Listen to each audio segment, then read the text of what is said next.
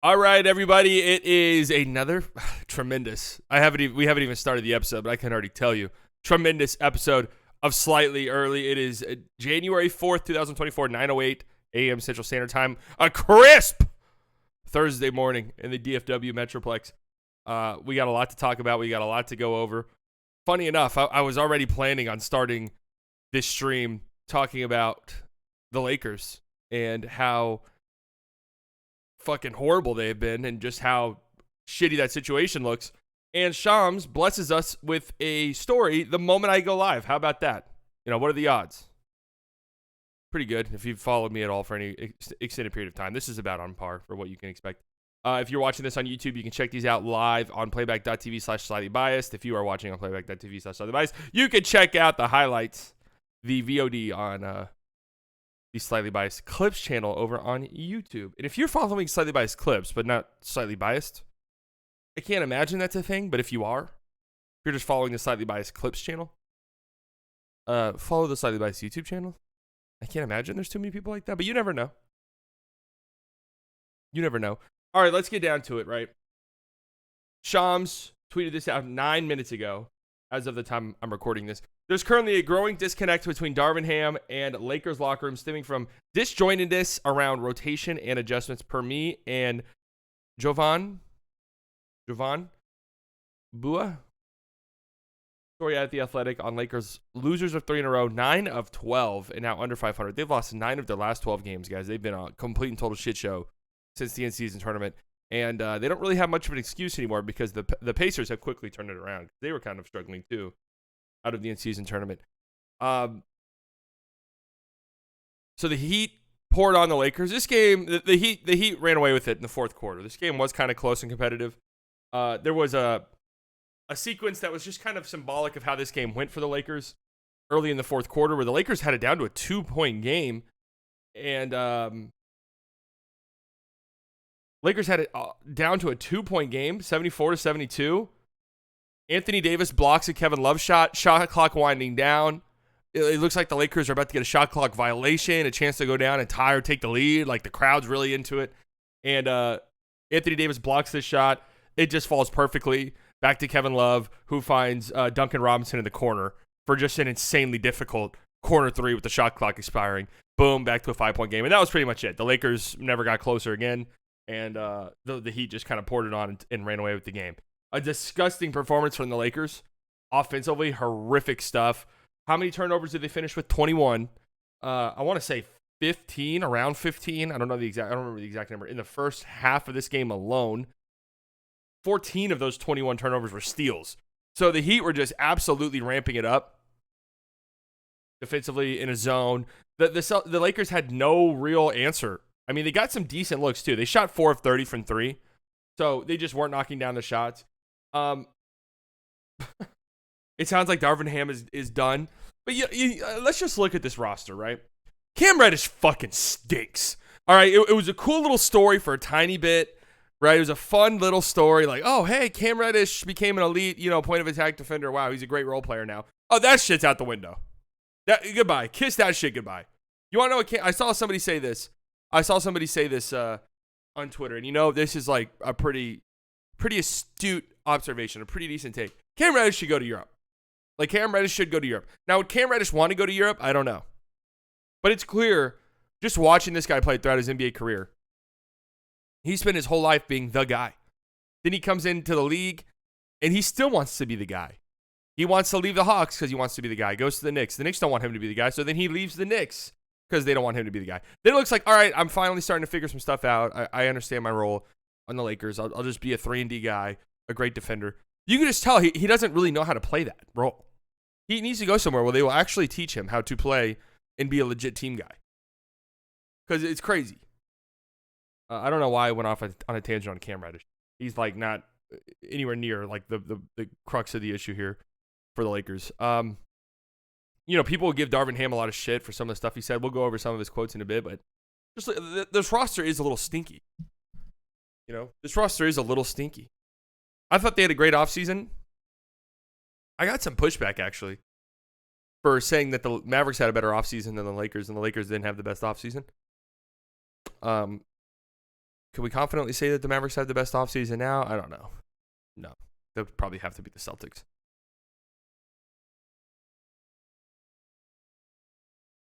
But you look at some of these guys, like Jared Vanderbilt is such a donut on offense. Like such a zero. He's a pumpkin. Granted, they're Jackson Hood-Schifino. Holy Moses. Holy Moses. And what really sucks about this, AD had 5 blocks and 3 steals.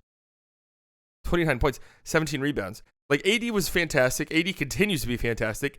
AD continues to, be a top 6 or 7 player in the league so far this season. LeBron was not good tonight at all, shooting-wise. Or last night, I guess I should say. And Reeves had a pretty good game. But they just can't pull out wins because they can't get anything reliably from anybody else on their team.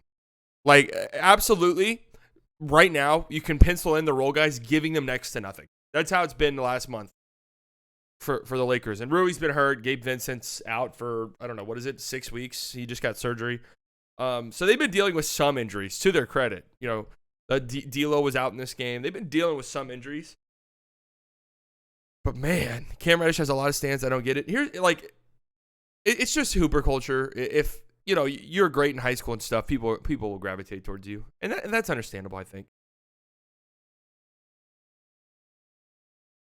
that's understandable. So let's just peruse through the Lakers subreddit.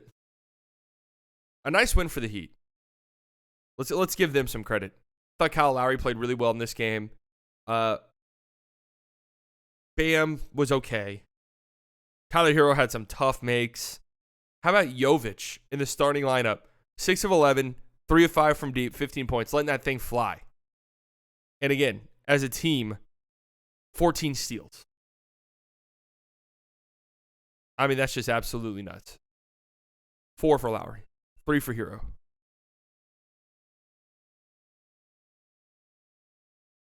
Incredible. All right, let's browse through. Yeah, Jovic looks like he could be a guy, for real.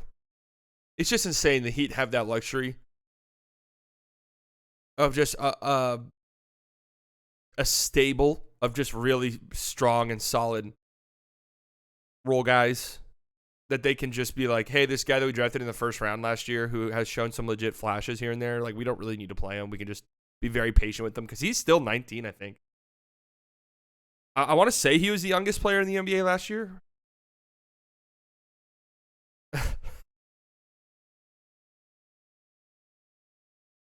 It was Duren. Okay, you're right. It was Duren. It was Duren. But Jovic was close. Hilarious image. Some of the quotes that Darvin Ham had after the game. We can't find consistency until we get healthy. Simple as that. Meanwhile, Austin Reeves, we can't use health as an excuse. We're more than talented enough to win. So I said this before I started recording.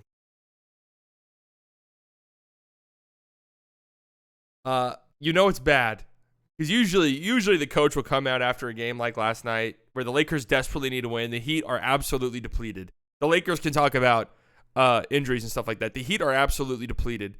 You can, that's a game you absolutely have to win at home, especially since you've been struggling. Usually a coach will come out and be like, hey, it's my fault. I got to have the guys more ready to play. There's a lot of things I can do better. That's usually what you hear from a coach. Or the coach will blame the players and be like, yeah, they got to play better. But ultimately, that's on me. Ultimately, that falls on me. They'll say coach speak like that. It's bad when the coach comes out after the game and is like, yeah, I don't know, guys. I don't know what the fuck you want me to do. Like, yeah, I mean, I don't know. Not my fault. Someone's fault for sure, but it isn't mine. Like, that's when things are bad.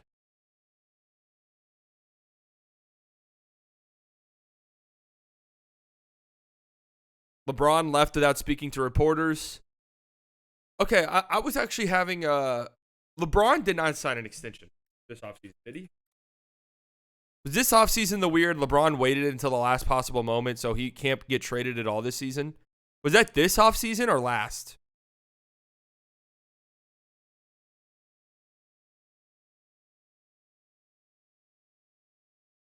It was last offseason, wasn't it?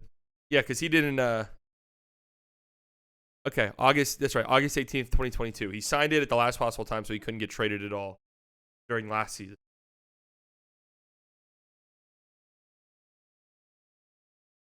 What's the world? What's the world? What's the world in where LeBron gets traded this year? Is there one?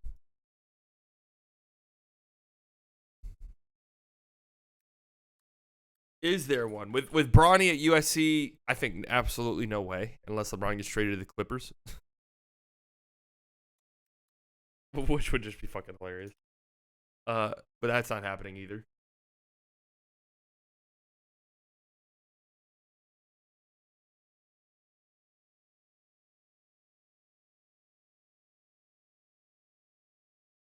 Jared Allen, Karis LeVert, and Strus for LeBron. Shams bomb is going to hit like crack.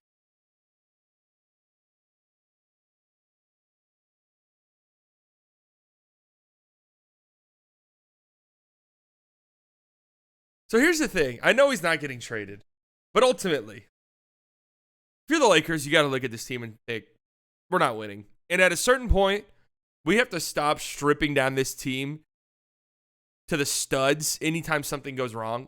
Because we're ultimately going to find ourselves, I mean, LeBron's got 1 or 2 years left. I know we've said this a long time, but realistically speaking, LeBron's got 1 or 2 years left. And it's not like AD's got 10 years left of his career of playing at like an extremely high level. So at a certain point, hey, if we can get a couple picks or something back from LeBron,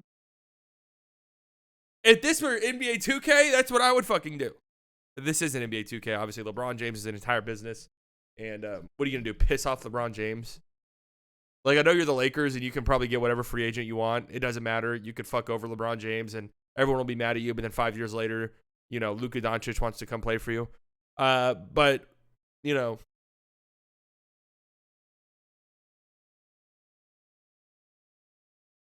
not gonna purposefully piss off one of the greatest to ever do it. Yeah, it would be because LeBron asked for a trade, and I don't think there's a world in which that happens. Oh, another Shams bomb.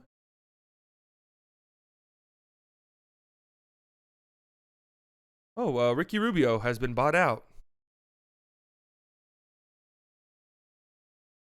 Okay. Sounds like the Cavs are buying out Ricky Rubio so he can go play in Spain. So Ricky Rubio, go home, play in Spain. Good for him. Unfortunate injuries towards the tail end of Ricky Rubio's career because I feel like he could have really been a legit contributor for somebody off the bench.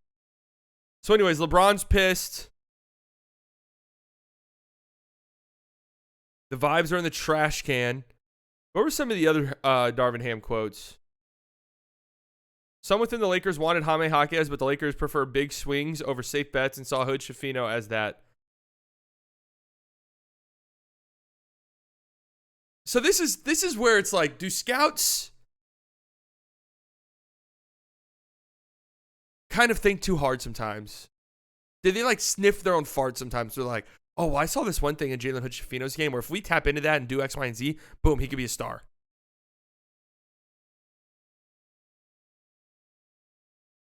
Because I don't know. I remember the lead up to the draft process. The Jalen Hood-Schifino stuff was like, well, he can't really shoot. He can't shoot threes. His shot looks really broken. But he's like a decent pick and roll, like mid-range shooter.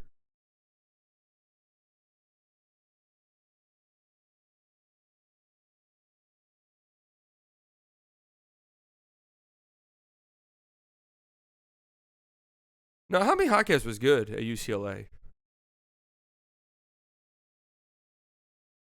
Darvin Ham just said that the Lakers missing multiple rotation players is more impactful than them missing a big dog in response to a question about the Heat missing Jimmy Butler. Yeah, that's not something you want to say. Another tweet. We're firing him off. Oh, ESPN Soaring Cavaliers and Ricky Rubio agreeing. I wish I could just completely and totally. Good God, just a notification of a school shooting in Iowa. Jesus Christ. This every fucking day. And here we go. Bring on Zach LaVine. I mean, they're crumbling. Darvin Ham is correct about multiple rotation players being more important is factual. Okay, I'm happy you said that because I'm not gonna lie. I think part of him is right, and only for one reason. is that the Heat, I think, are kind of built to sustain being without Jimmy Butler or having Jimmy Butler on the floor and him not trying. Like, the Heat are built to win regardless because they got a bunch of guys. Tyler Hero has been quietly really good this season. Like, Tyler Hero has been quietly really good. You know, you have Hawkes, who's been great. You just have a bunch of guys who are there to step up.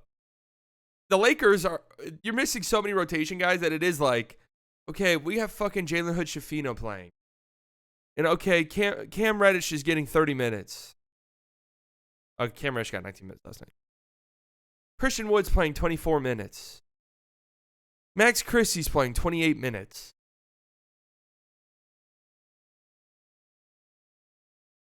But it's also their fault because they got so many one-dimensional guys up and down the roster. It's just crazy. So I do kind of get where he's coming from. But yeah, he's a fraud. How can Darvin Ham be a fraud? Like, what is Darvin Ham a fraud of? I wonder if there's any first coach fire odds right now. First coach fired NBA odds. Like, I wonder if there's any live odds on that. Wow, what the fuck? Taylor Jenkins was at one point the leader in this. Okay, that's weird. All right, there's no like live odds or anything.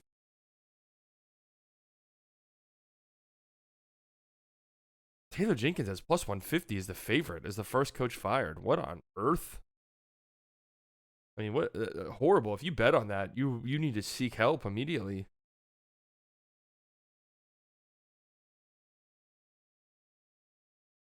Odds for next coach of the Lakers, according to Bovada. All right, this is what I was wondering too, because okay, this was a while ago, but still, Phil Handy, their assistant coach, plus 350. That feels like a decent bet. Jared Dudley, really, plus 750.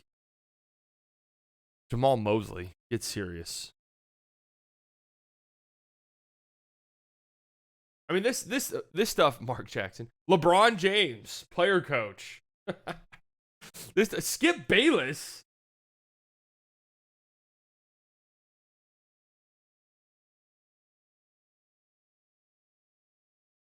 These are always a fucking joke.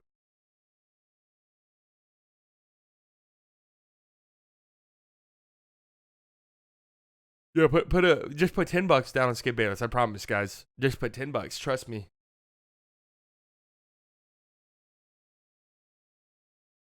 Put $10.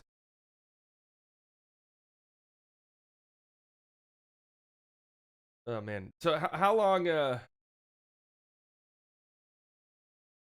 10 turnovers in a quarter. Most of all time, tied for most of all time for the Lakers, and 13% from three, the lowest in franchise history at 30 attempts. Jesus Christ Almighty, what a stinker! What an absolute stinker! All right, here's some quotes from this story. There's currently a deepening disconnect between Darvin Ham and the Lakers locker room. 6 sources. Wow, 6 of those things. Not just sources, not just one source. I got 6 fucking sources. Darvin Ham, you're done. One of them's LeBron James. The other one's Bronny James. The other one's Bron. The other one is LeGoat. The other one is King James. And the other one is just a kid from Akron.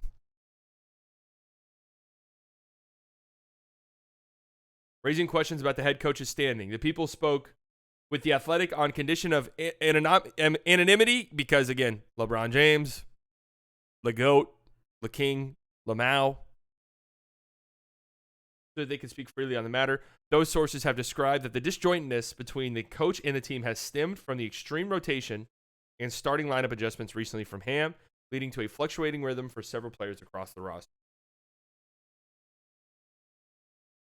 Whenever you're losing, it's really hard to justify like some of the stuff you were doing where it was like, we're going to bring Reeves off the bench and play him 28 minutes. It's like, no, you shouldn't do that. Ham confirmed post-game that the team had a team meeting afterwards, which is partly why the locker room took so long to open. By the time Davis spoke with the media, the rest of the players in the Lakers locker room had cleared out. Reeves said that the vibe in the locker room is shitty. We're losing, Reeves said. Anytime you lose, the vibe should be off. You know, if I went in there and the vibe wasn't off after that rough stretch that we've had, then I'd be concerned.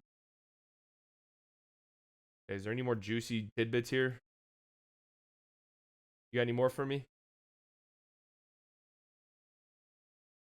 What about Lakers discourse account? What do you got for me? Did you retweet any more? No, you're just retweeting. These all look disgusting. This guy's right. Okay. So, sounds like Darvin Ham's going to be gone at any time now. And I'm just interested. Do the Lakers make a bunch of panic trades again and trade their whole fucking roster? I mean, they have the contracts. They do need offense. They do need shooting. Zach LaVine does actually make some sense for them. That's the thing. And this is also partially why you want LeBron on your team. Yeah, well, of course you do. It's LeBron James. He's maybe the greatest player of all time. You know, he's still an incredible player. But you want LeBron James.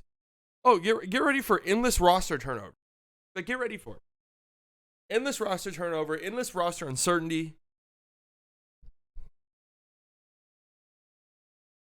Is Rui and Vando available? I want them. So I was actually just thinking, or when I was watching the game this morning when I woke up, what's the...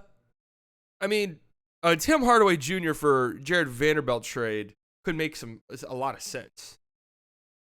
The Lakers desperately need a shooter. I think you'd have to get some more money involved, because how much money is Vanderbilt making? Like, I think the Mavericks have to get more back. Oh, yeah, way more. I didn't realize Vando was making 4.6 this year. Yeah, they're, like, you'd have to do a bunch of other shit to make the money work. But here's the thing. Vando, man, he's way too one-dimensional. Like, just way too one-dimensional.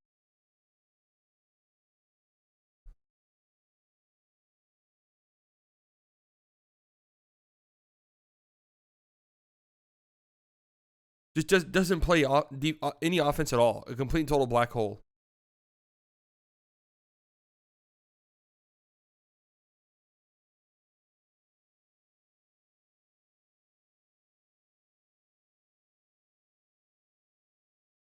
Vando hasn't played with a playmaker as good as Luka yet. He plays with LeBron James and D'Angelo Russell.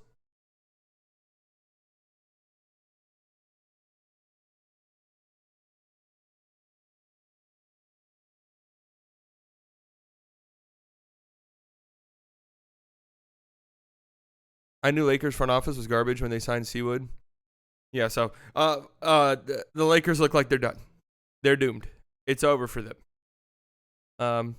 Actually, no, it's not. It's over for Darvin Ham and this current iteration of the Lakers. They might. We've talked about this, where it's like so many bad teams in the league currently. Where are we going to see trades sooner this year than usual? Where it's like teams like, all right, teams like the Lakers are like, okay, we're 17 and 18. We don't have much time to be fucking around. All right, we're about to fire Darvin Ham. We need something. We need something now. You know, AD's been playing great and he's been healthy. Who knows how long that's going to last? LeBron's been playing great and been healthy. Who knows how long that's going to last?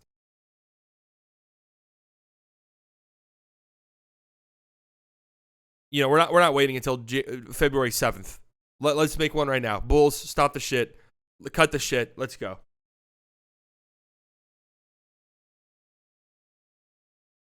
Gabe Vincent not being him killed them? Yeah. Yeah. So anyways, that's the Lakers spiel. I mean, just rough. You know, AD has a game like he did last night. I mean, there was a sequence where I think it was Max Christie. AD had a guy sealed off. Max Christie can't make a fucking simple entry pass. It gets stolen by the Heat. Then on the other end of the floor, the next possession, Jaime Jaquez is like stuck underneath the basket. There's almost no way he can get out of this, right? It just feels like, all right, send some pressure and he's either going to fall out of bounds or throw it away. Yet somehow Jaquez is able to get it off perfectly to Kevin Love, who was cutting and gets an easy layup. It's just like, I might have mixed up some names there.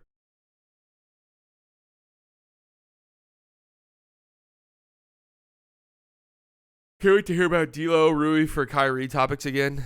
Oh, man. Just wait until the next bad Mavericks game, and Mavericks fans will be asking for that.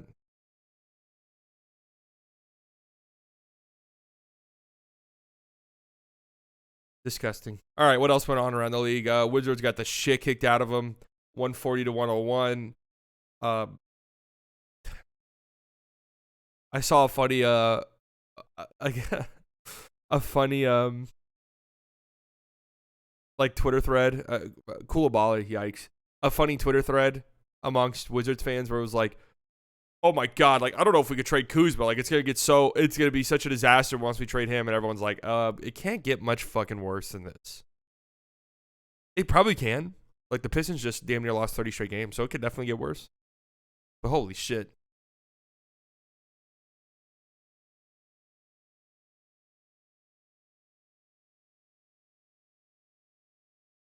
Hawks and Thunder, banger game that the Hawks almost diarrheaed themselves down the stretch in.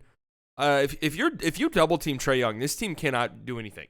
I don't know what it is. Late in games, you start ramping up the pressure and doubling Trae Young. For some reason, everyone else turns into a pumpkin. Yeah, and I want to address one thing too. Saddiq Bey. Saddiq Bey. Please, guys, go ahead and get him out of any mock trades, please. Get him out of any of them. Guys, not him, okay? Not him.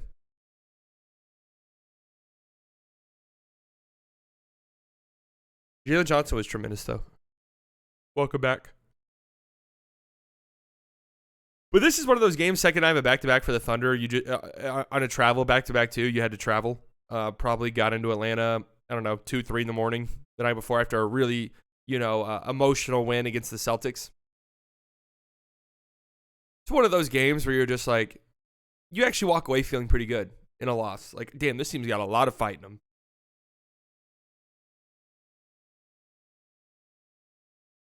Rockets beat the Nets. The Nets have been terrible. Cam Thomas had another 0-point game.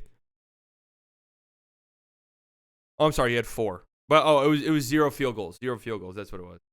So he's been 0 from the field 2 straight games.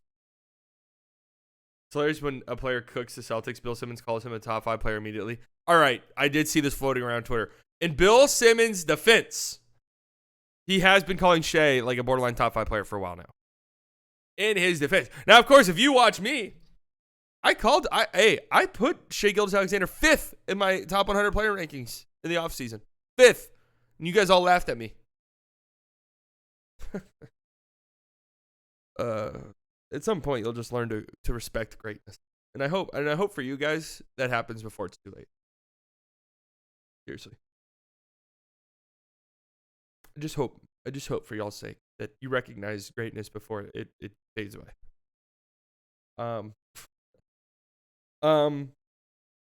Okay. So the Nets are an absolute disaster currently. How many losses in a row are they at?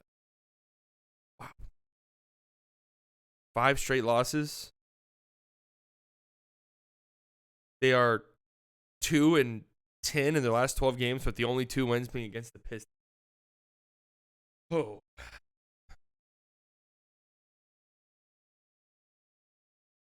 Tough scenes. Get this ESPN bet shit out of my face, please. Grizzlies are in some jeopardy. They lose to the Raptors. That's 3 losses in a row. They've lost 4 of their last 5 games after going on a I'm sorry, not 3 losses in a row because they did snap that winning streak, but they have lost 4 of the last 5 games. This after, of course, going 4-0 in Ja Morant's first 4 games back. I think this is a season for the Grizzlies where you don't make any panic moves. You don't try to, trade any future assets to try and salvage this, unless the player you're getting is somebody you can have on your team, moving forward. Because it's just, I think this is chalked. I don't know at this point what you would have to go moving forward, because you look at the West and it's a fucking bloodbath. Like the chances of you sneaking into the top 6 are pretty much 0 at this point. The chances of you sneaking into the playoff spot is next to impossible, and you're currently 5.5 out of a play-in spot. needing to jump 3 entire teams.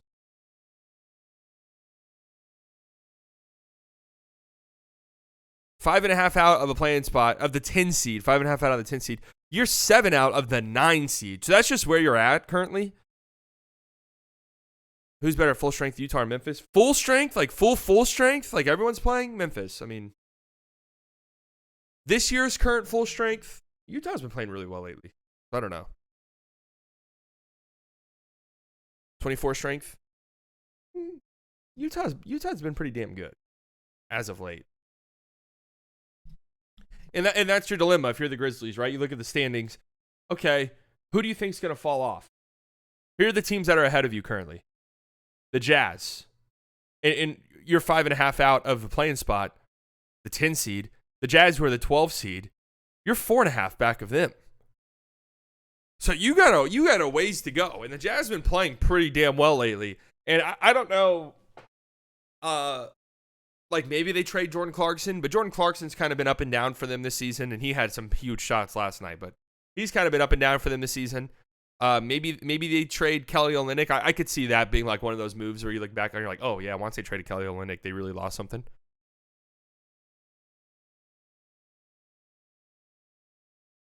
Don't think there's any world in which they trade Markkanen at all. I mean, I just don't think it. And if they do trade Markkanen, they're getting a king's ransom back. Olynyk is underrated.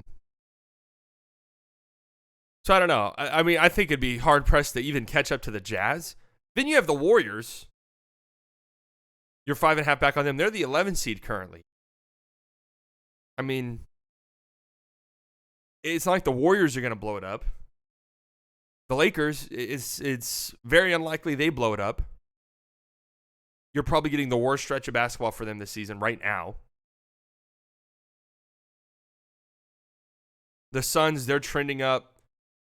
The Rockets, I don't really see them having a huge fall off. The Mavericks are the 7th seed currently.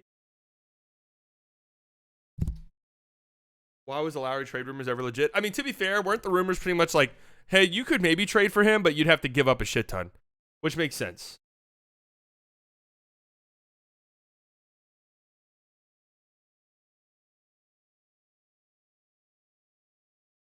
It's tough, man.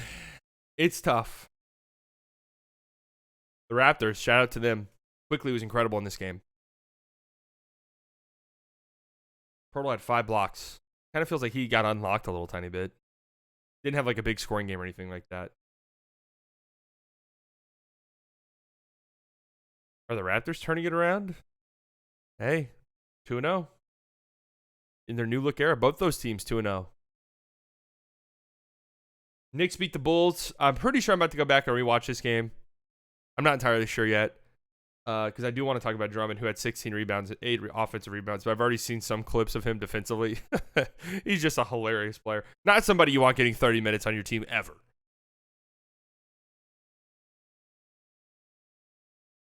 But another great game from Julius Randle. Look at that, 20 boards from Isaiah Hartenstein. Fuck, man, he's so good. Oh, he's so good. They're going to have to get another big, though.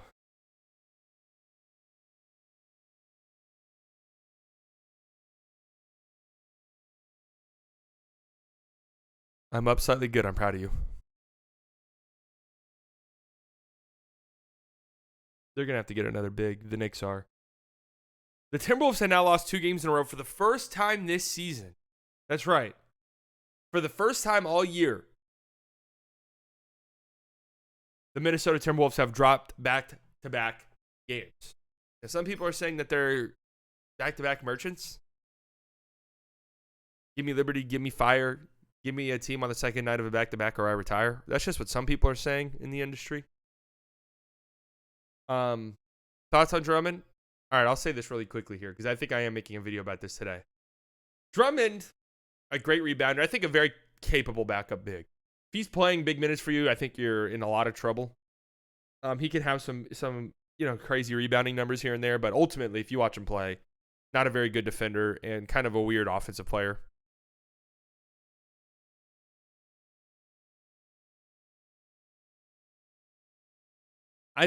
Right now, the way the Bulls are constructed, I don't know if they would trade him. Because what are you getting back? A second? Maybe 2 seconds for Drummond? Vucevic is out. They don't have a center. They don't have anybody to back up Drummond right now. So they're still trying to be somewhat competitive. And as long as Vooch is hurt still, I don't know. Them trading Drummond just doesn't seem likely to me right now. Because from their perspective, it's like, okay, we get a middle of the second round pick maybe from a contender, middle to late second round pick from a contender. I mean, we need somebody to play center. It's like a pitcher in baseball who like doesn't have the best stats or anything, but it's like, well, he eats innings for us and we need someone to do it.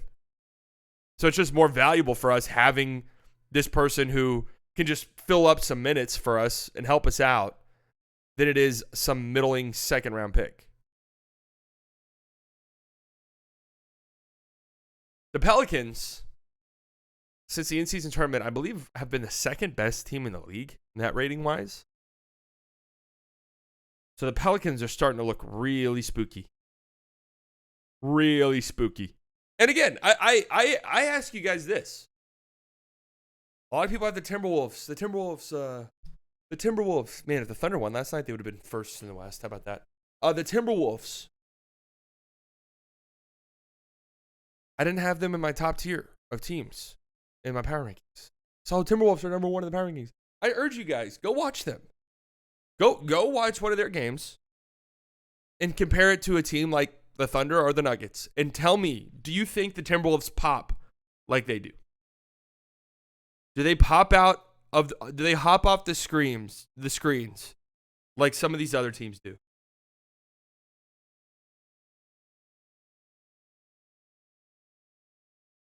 That's all I ask. That's all I ask.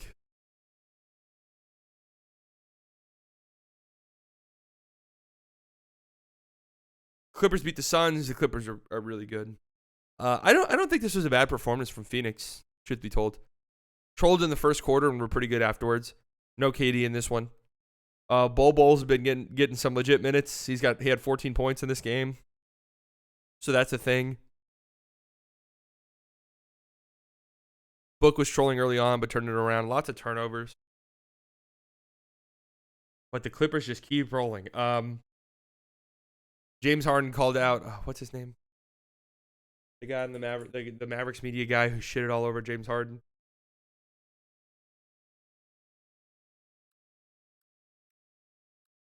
Damaris, yeah.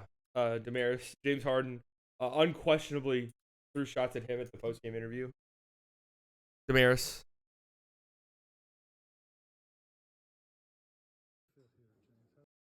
Obviously didn't start off well. It gave people so much to talk about in a negative way, and now those people that was talking, they're nowhere to be found. Like, literally, nowhere to be found. Of course he's saying that because Damaris had that big rant against James Harden, calling him the problem or whatever it was. And the mic drop moment. And then the next time the Clippers played in Dallas, Damaris was not there. Kind of funny.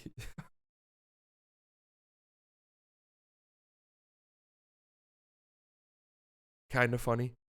But look at this. Look at this scoring distribution. 33 for Paul George, 30 for Kawhi. Harden had 11 assists. They're fucking good, man. They're good. If they're healthy. This shit sucks. Why does my team have to be in the West? Genuinely. Like, the Mavericks would be cruising to almost a guaranteed home court advantage in the East if they're in the East. Like, legit cruising. Home court advantage in the East, and you play some dog shitter in the first round. And then some playoff choke artist in the second round, more than likely.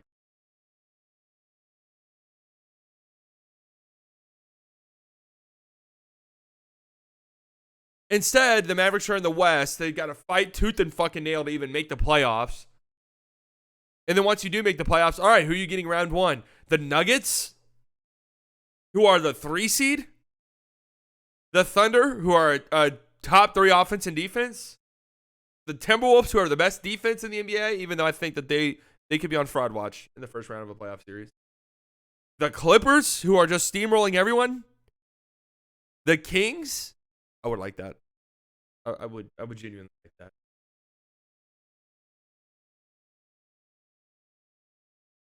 The Pels, who have been insane lately.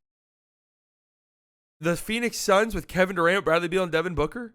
LeBron and AD. Like, holy fuck. Meanwhile, let's look over here in the East. The Heat are the 4 seed. They've been injured the whole fucking year. The Pacers are the 5 seed.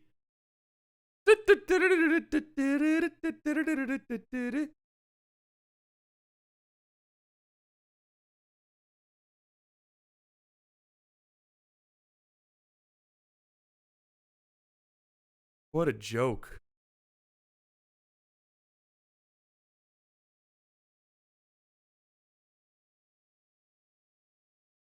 The Pacers are the damn 5 seed, folks.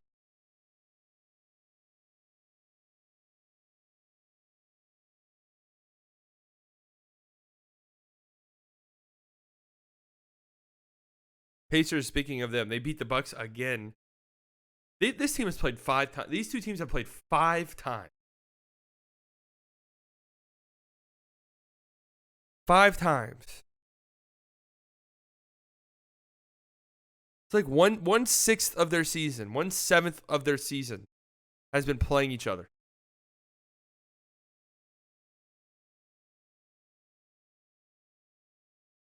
Halliburton had another great game.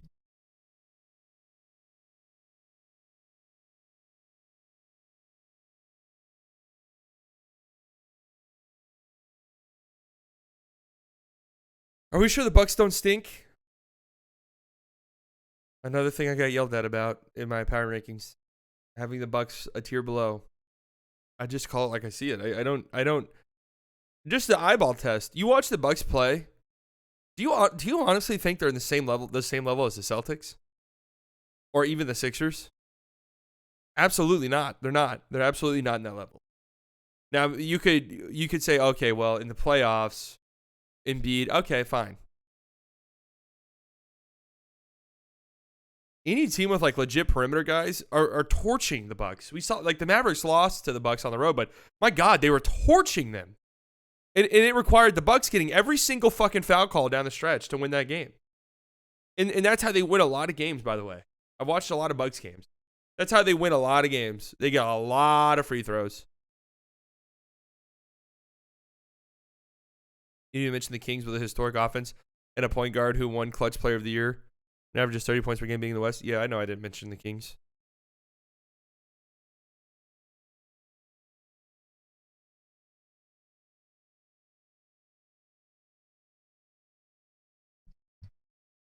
I don't know. 142 points. Jesus Christ. 4-1. The Pacers went 4-1. Giannis and Dame I think they're both averaging double-digit free throws on the season. Like that's why. What happens in a playoff series where you get like an officiating crew that's like, hey, you know what? Oh, Dame's averaging 8 free throws. Where it's like, hey, you know what? We're not giving you guys all this.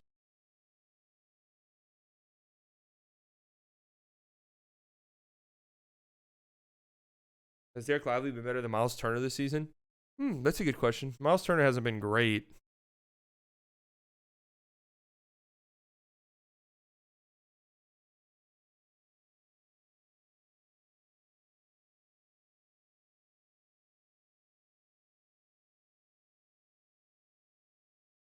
And then we have a couple of insane games. I mean, the Pistons Jazz game, just insane shot making down the stretch of this one. Clarkson hits a crazy 3, then Alec Burks hits a wild, insane 3 to send it to overtime. Just an insane game. Clarkson goes off. Markkanen hit, I think, the dagger 3, right? Was that in overtime when he hit that 3? Yeah, the Pistons are back to their losing ways.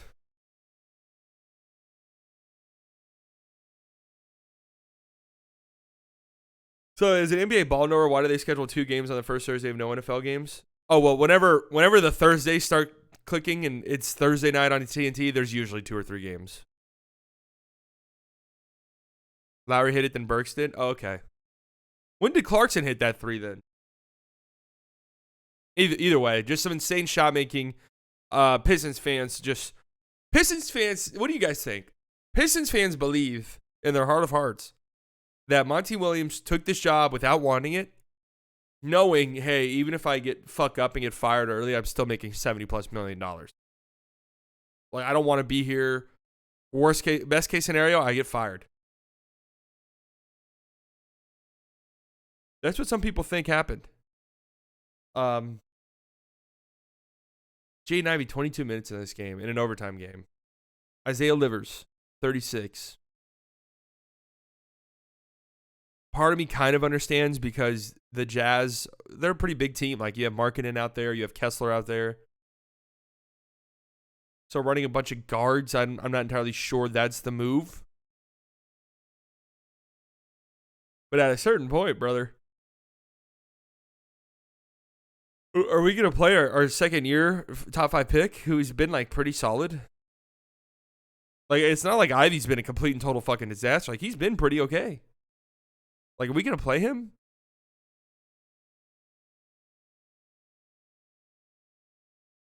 Like, my entire thing with, oh, well, these young guys, they got to learn. Man, you're 3-31. You have 3 wins and 31 losses. You have 1 win in your last 31 games. You are 1-30 in your last 31 games. Okay? Think about that. Can we get our fucking young guys out on the court? Like, genuinely, what are we waiting for?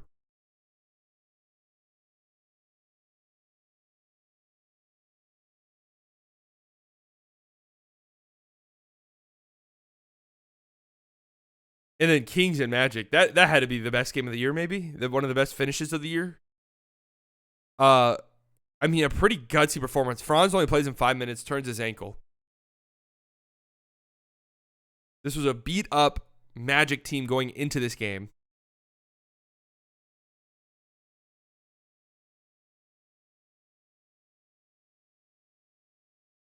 No Cole Anthony. They could have desperately used him, believe it or not.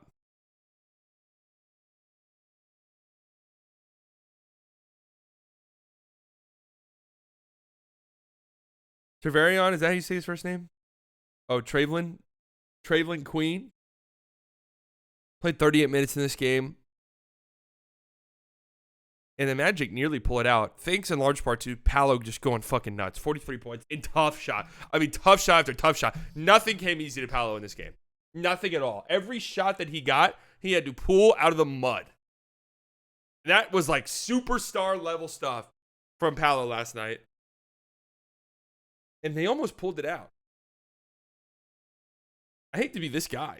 I mean, they did shoot 56% from 3, but the Kings are just so lackluster to me. They just are.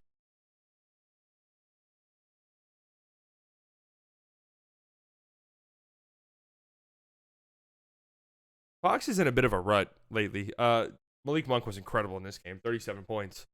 Had clutch shot after clutch shot after clutch shot down the stretch. Just some crazy finishes. Sabonis' stat lines, to me, I got to be honest. 22, 23, and 12. He's got those stat lines where the game ends and you see his stats and you're just like, wait, what the fuck?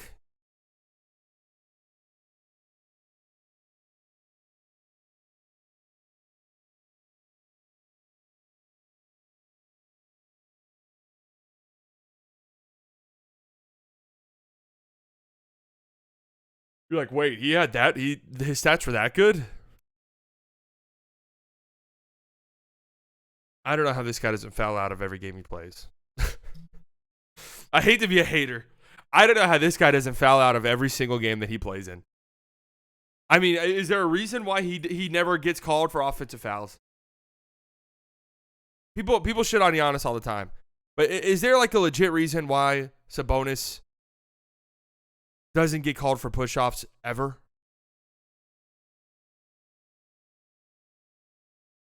He does it every play. Like full extension with the elbows and everything. Like almost a textbook offensive foul. damn near every single time down the floor. And yeah, leaning shoulders. I mean, he broke. Who was it? Was it Caleb Houston? Who was it who got their face broken? I saw Kingston like, hey man, that's just a hard screen. No, that's leaning your fucking shoulder into somebody's face. That's a foul every time. Yeah, that's just a hard screen, man. That's what he sets. No. Those are fouls. Those get called fouls usually.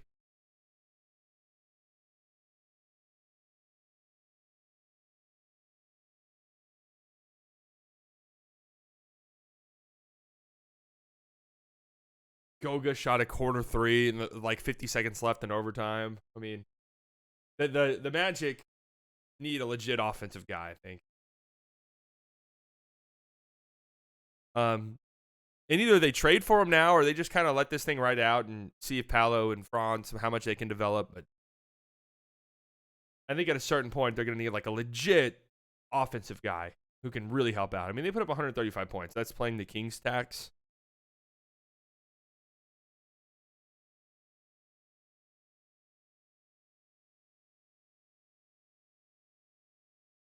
But this was an incredible game. And then I guess we could talk a little bit about the Mavs. Tim Hardaway Jr. for Wendell Carter Jr. Wendell has been weird. I mean, he looked terrible last night.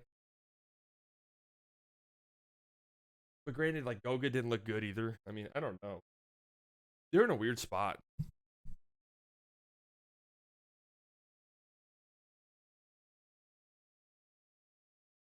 That's crazy. You shoot 56% from three and lose the game.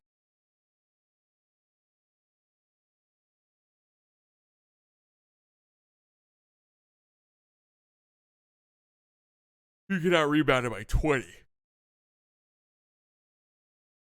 The thing about Wendell is like his contract is so team friendly that even the level he's playing at right now is about, you know, how much money he makes. $13 million. Like he's under the mid level for the next 3 years. Like they're not just going to give up on him. There's simply no way. That contract is way too good for how good he's been. And you maybe just chalk up this weird start to the season for him as coming back from injury and being, you know, a little bit out of rhythm.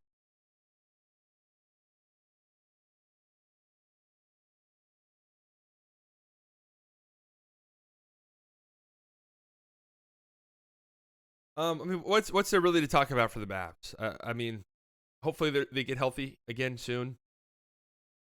Feels like one step forward, two steps back every single time with this team. If it's not one thing, if it ain't one thing, it's a motherfucking other.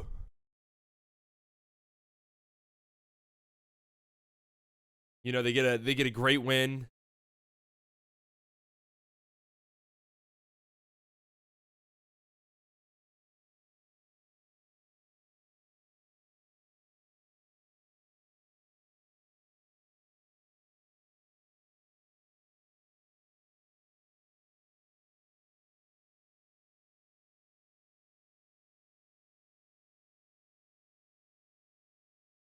I don't get Nick being so pessimistic with Lively's injuries. His other injury is worse and he missed 4 games. Yeah.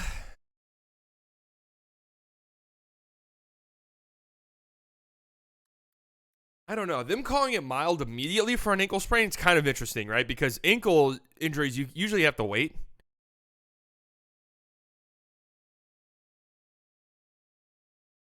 Like, usually you know more, like, the next day, because that's when swelling goes down and shit like that, but look at some mock trades. I took the mild as, like, tweaked ankle. Yeah, that's how I took it, too. Like, I took it mild as in meaning, hey, there's no, like, major injury. There's no, like, structural damage. It's just an ankle sprain. Which that could still be 2 weeks out.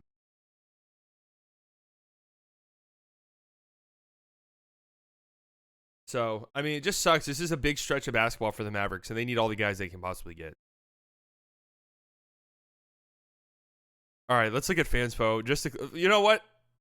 Here's what we'll do. From here until the trade deadline, to close out every slightly early stream. Maybe not every single one. That's every single fucking day. We'll just browse Fanspo. Just a tiny bit. See what trades people are cooking up. See what trades people are cooking up. Mavericks are involved in the first one. This is the top trade of the last 24 hours. The Mavericks get Andrew Wiggins and Kevon Looney. They give up Tim Hardaway Jr., Maxi Kleber, Jaden Hardy, and a first. Okay, the Warriors are getting Siakam in this deal. What? How does this make sense? So the Warriors get Siakam in this trade, and the only thing they're giving up is Wiggins, who's on a dog shit contract, Kevon Looney, who looks washed most of the time, and Moses Moody, who doesn't even play for them. How the fuck are the Mavericks the ones giving up all of their good stuff?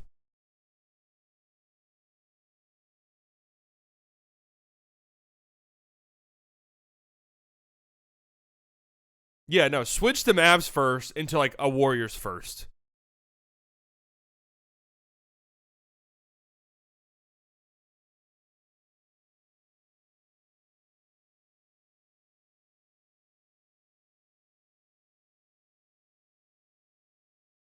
Like, how are the Mavericks the ones giving up a pick in this? They're not even, like, if I'm the Mavericks, this is what I'm giving up. I'm saying, wait, why am I not getting Siakam? Like, wait, why am I not the one getting Pascal?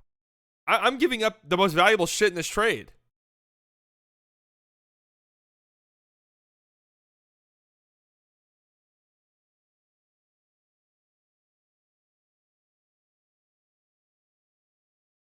Amazing 3-team trade. Kobe Buffkin for Rookie of the Year. Oh, is this me? Oh my God. All right. Jesus Christ, a lot of moving pieces. Chris Dunn gets killed. Why do they have this little graphic here for waiving players? Mason Plumlee also dies in this trade. Okay, the Clippers are getting Colin Sexton, Harrison Barnes, JaVale McGee, and a first. Okay, how are the Clippers getting a first in this trade? I'm interested to see. A 2027 first as well from the Lakers. That could actually be an incredibly valuable pick. How are they getting this one? Okay, they're trading away Norman Powell, PJ Tucker, Amir Coffey, and Bones. Still unsure how that nets them the best pick in this trade. The Jazz are getting PJ Tucker, Malik Monk, Vesnikov, Amir Coffey, Bones Highland in 2 seconds for John Collins and Colin Sexton and a very valuable first.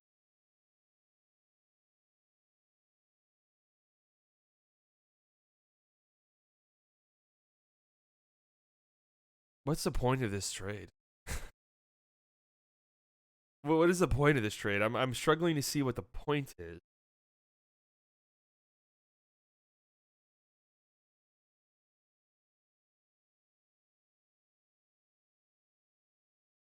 It's just a lot of moving pieces. Yeah, I really appreciate people who do all of this, though. All right, a couple more. Sixers go all in. That would be nasty. That would be nasty. I mean, here's the thing, right? If it starts leaking around the league that, hey, Markkanen's getting traded. Like the Sixers have sent in a package and the Jazz are considering it and they might take it.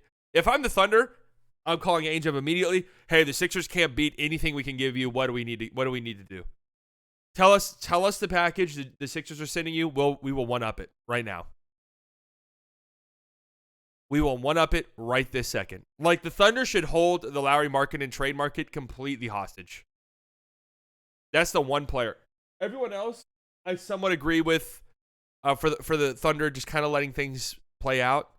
Markkanen is not that guy. If he's available, go fucking get him. Period. Go get him. Why would the Thunder do that? He's perfect for them. Markkanen is perfect for the Thunder. Absolutely perfect. He's the one player. Like, people have thrown out like Donovan Mitchell for the Thunder. I think I have even done that in the past. At this point, fuck no, that's not happening.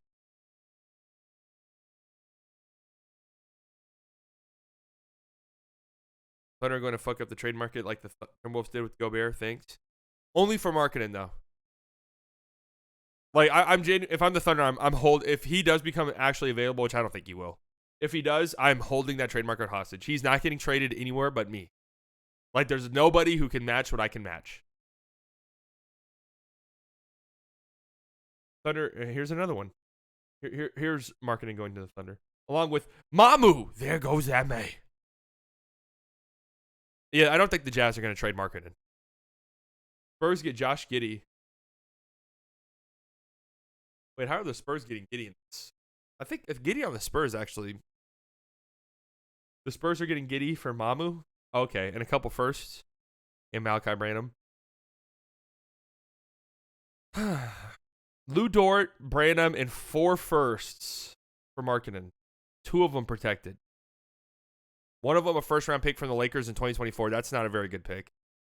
Denver in 2027. You never know. A lot can change in the NBA, but that probably won't be a very good pick.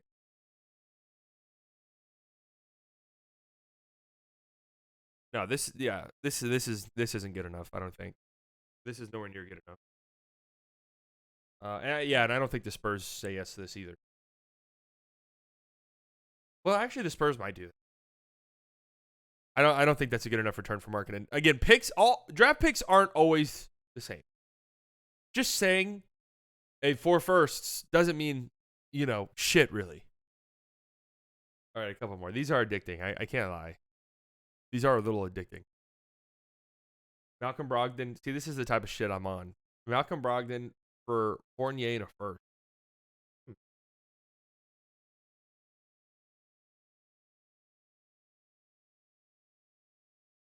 That actually makes a good amount of sense. OG got no first, but Brogdon gets one. Well, OG got you RJ Barrett and Emmanuel Quickley. And a second-round pick that's essentially a first.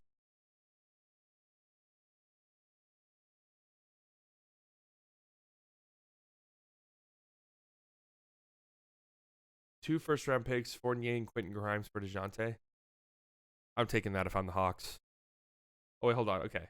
Sorry. I got to look at these Mavericks one. This will be the last one, I promise. Okay, Mavericks are getting Kelly Olynyk and Bagley. All right. Would love to get Kelly O. Would love him. I think I'm going to start looking at it. This can't be the last one. It's awful. I'm going to start looking into trade stuff. I think Kelly O might be my number 1 target. The Pistons, I'm already wondering why the fuck the Pistons would do this. The Pistons, I mean, I'm okay. Why on earth are the Pistons doing it? Pistons are getting 3 dog shit contracts with no value whatsoever. John Collins, Rashawn Holmes, and Maxi Kleber. 3 terrible contracts. Not good players. In return, they're sending out Marvin Bagley, who's just kind of whatever. Joe Harris, okay, expiring. James Wiseman and Killian Hayes. Like, why are the Pistons doing this? The Mavericks are giving up a first in this trade. I mean, I guess you're getting off of Kleba and Rashawn Holmes. Would really like to not give up a first for Bagley and Kelly Olynyk. I'll tell you that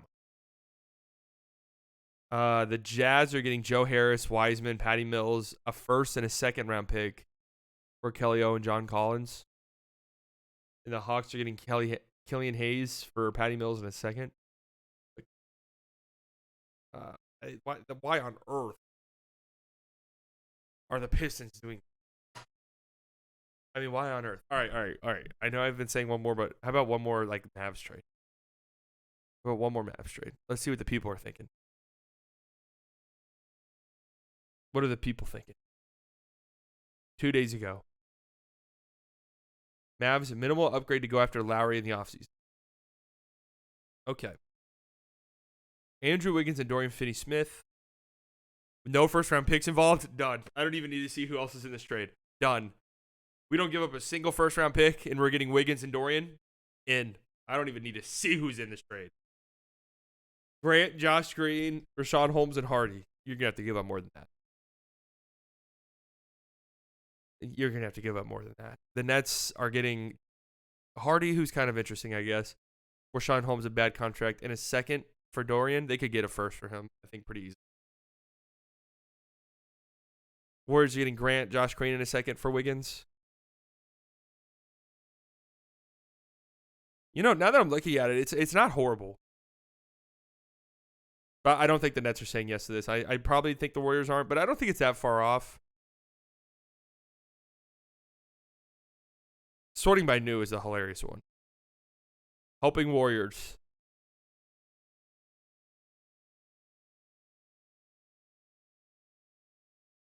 Omax and Seth Curry for Kevon Looney. Chris Paul back to the Sun. With Draymond. Wait. What is this trade? All right, the Warriors are sitting on Chris Paul, Draymond. Oh, my God. What are we even looking at here? Bradley Beal and Siakam to the Warriors. All right, what are we even fucking looking at here? I can't believe I even entertained that. What do we think? All right, Markkanen and Dorian. And the Mavs are only sending out one. Oh.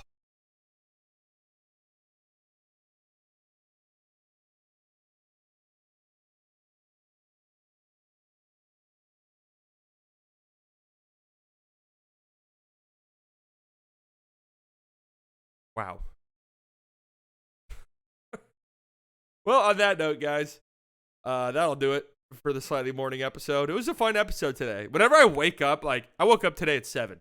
So, whenever I wake up early and I got time to do shit, boom, we got a great episode on that.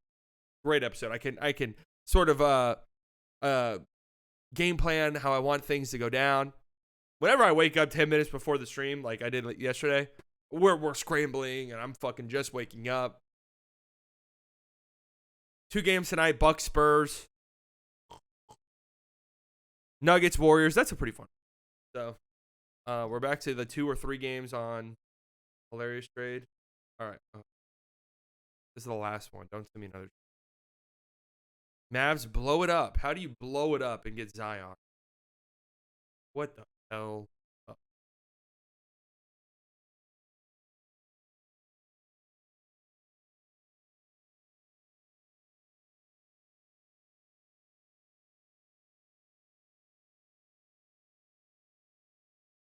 I regret even giving this the time of day.